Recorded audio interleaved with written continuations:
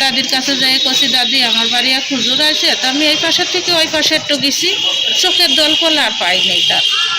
তখন আমার দাদি আমার ধরিয়ে কাঁদতেছে আর কষছে যে দেখছে না তোরা 2-1 বছরের মধ্যে মুসলমান হয়ে যাবে। এই কথা শুনে আমি বাড়ি আসি, 2 দিন পরে দেখি যে খালি কানে আসে আল্লাহর কালেমার শব্দ। আমি কাছে আল্লাহর কালেমার শব্দ খালি আমার কানে আসলে তো হবে না, আমার ছেলে পিলে আছে, স্বামী আছে, আমি কি করব। ঝিনাইদহের শৈলকুপায় নও-মুসলিম পরিবারে মানবতার জীবনযাপন। জানা যায় ঝিনাইদহের শৈলকুপায় হাটফাজিলপুর গ্রামে ওসমান গনির পরিবার সনাতন ধর্ম ত্যাগ করে ইসলাম ধর্ম গ্রহণ করেছেন। 2017 সালে স্বামী স্ত্রী 3 সন্তান 1 নাতি ছেলে সহ ঝিনাইদহ কোর্টে এফিডেভিটের মাধ্যমে সনাতন ধর্ম ত্যাগ করে ইসলাম ধর্ম গ্রহণ করে। বর্তমান অবস্থায় 11 নম্বর আবারপুর ইউনিয়ন 5 পাকিয়া গ্রামের পাওবর কল্যাণের ধারে।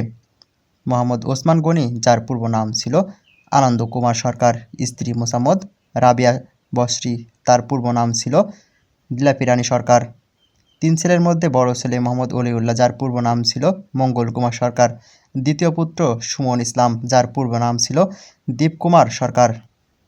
ছোট ছেলে মোহাম্মদ আবদুল্লাহ, যার পূর্ব নাম ছিল অন্তর কুমার সরকার। বড় ছেলে একটি ছেলে ছিল, যার বর্তমান নাম ওমর ফারুক, পূর্ব নাম ছিল বাঁধন কুমার সরকার। রাবিয়া বসরি জানান, কোনো একদিন আসরের সময় তাদের বাড়িতে একজন হুজুর আসে, সাদা পোশাক পরিহিত। ওই ব্যক্তিটি তাদের বাড়িতে আসে এবং আসরের নামাজ পড়ার জন্য অজুর পানি চায়। তারা তাকে অজুর পানি দেয় এবং তাদের ঘরের বারান্দায় একটু জায়গায় আলোমাটি দিয়ে লেপে দেয়। সেখানে হুজুরটি নামাজ পড়ে যখন চলে যায়, সেই সময় রাবিয়া বসরি তাকে জিজ্ঞেস করে, হুজুর আপনি কোথা থেকে এসেছেন এবং কোথায় যাবেন? হুজুর তাকে বলে, আমি নদীর উপর থেকে এসেছি। এই বলে হুজুর চলে যায়। পরক্ষণে রাবিয়া বসরি তাকে খোঁজাখুঁজি করে কিন্তু কোথাও তাকে পায় না। এরপর থেকে তার কানে নিয়মিত আল্লাহর কালিমার ধ্বনি আসতে থাকে। সে এই বিষয়টি তার দাদিকে জানালে তার দাদি বলে, তোরা খুব শীঘ্রই মুসলমান হয়ে যাবি।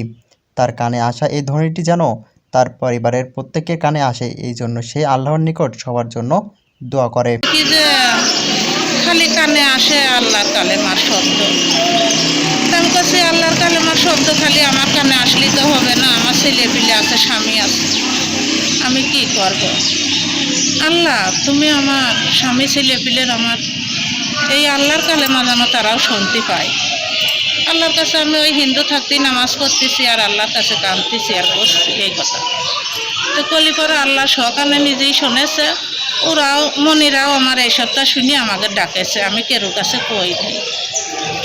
আচ্ছা আম্মু আমরা দেখতেছি যে খালি লা ইলাহা ইল্লাল্লাহ মুহাম্মদ রাসূলুল্লাহ আমার মনিরা খালি শোনে। এটা শুনতে শুনতে ওর আব্বুও শুনেছে। শোনার পরে আমাদের কী কামে যেন আমরা এক রাতের ভিতরেই মুসলমান হতে চলে গেলাম। দিনের বেলা যাই এলো কোর্টে যাই মুসলমান হয়ে এলাম। মানে এই ঘটনা যেদিন তার কয়দিন পরে? হ্যাঁ ওই দিন না তারপর দিন? তার 3 বছর পরে মুসলমান ওই হয়েছি। ওই নামাজ পড়ার 3 বছর পরে? হ্যাঁ 3 বছর পরে আমরা মুসলমান হয়েছি। তা মুসলমান হতে গেছি, তা ওই জুমা যায় কাছে কি আমরা মুসলমান হব, মনির আব্বু কাছে তা কাছে যে না আপনাদের এই ফ্যামিলি ধরে মুসলমান করতে গেলে আমাদের উপরে তো চাপ আসবে না। এই কথা কলি পরে উনি আবার কাছে বাড়ি যায়, কাছে কি তাহলে আমরা জিনেদা কোর্টে যাব মুসলমান হতে। তো মনিরাও কাছে হ্যাঁ আমরা তাই হব। তাই আমরা সবাই চলে গেছিলাম কোর্টে। কোর্টে যাই মুসলমান তৈরি করে নাম টাম লেখে টেকে নিয়ে আসে ওই মুন্সির বাসরায় আমাদের কোরআন তেলাওয়াত শোনালো। এই আলহামদুলিল্লাহ ত্যাগ করে এখন কি মানে কোনো অসুবিধা হচ্ছে কিনা? মুসলমান হওয়ার পরে কোনো অসুবিধায় পড়ছেন কিনা?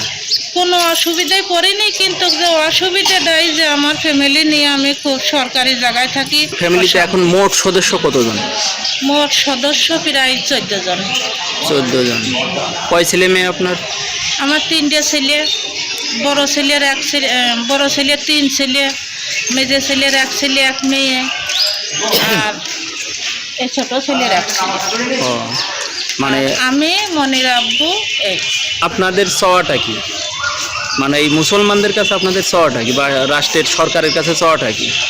আমার সরকারের কাছে চাওয়াটা কি যে এখন আমি তো সব দিক থেকে সুখী আছি আলহামদুলিল্লাহ, কিন্তু আমার বসার জায়গাটা নেই, এই হলো সমস্যা। এইটাই মানে একটা মানে মাথা গোজার ঠাঁই দরকার আপনার, তাই তো?